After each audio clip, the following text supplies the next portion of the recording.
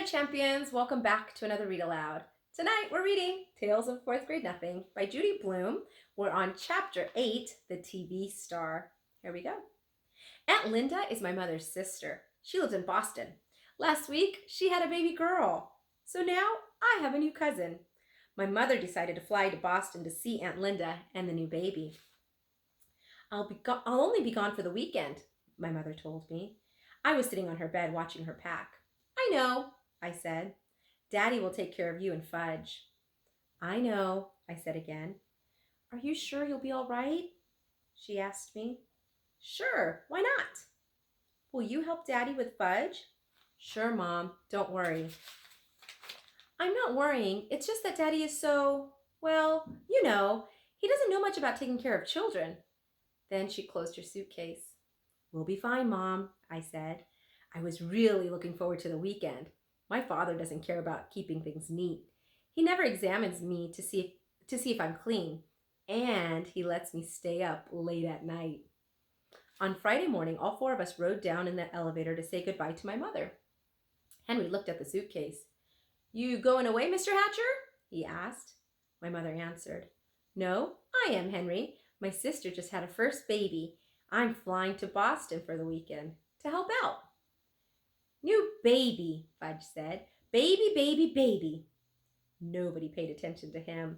Sometimes my brother just talks to hear the sound of his own voice. Have a nice visit, Mrs. Hatcher, Henry told my mother when we reached the lobby. Thank you, Henry, my mother said. Keep an eye on my family for me. Will do, Mrs. Hatcher, Henry said, giving my father a wink. Outside, my father hailed a taxi.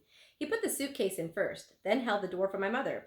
When she was settled in the cab, my father said, Don't worry about us. We'll be just fine. Just fine. Just fine, Mommy, Fudge yelled. Bye, Mom. See you Sunday, I said.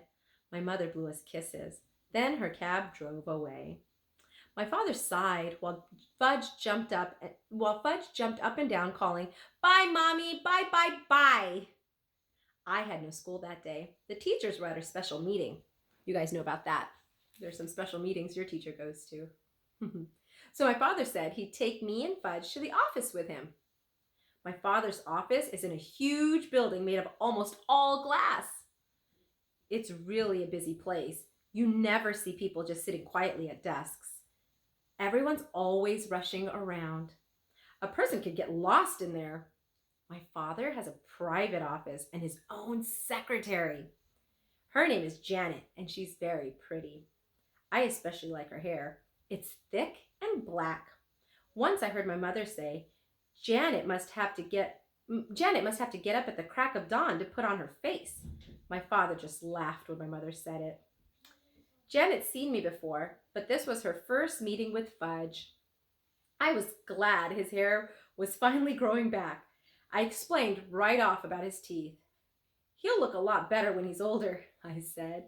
He knocked out his front too, but when he's 6 or 7, he'll get new ones. See, Fudge said, opening his mouth, all gone. And I think I'm going to stop there. We'll see what happens next time. I hope you enjoyed that first part of Chapter 8. Have a wonderful night. Sleep well. Sweet dreams. And I will see you all next time. Good night.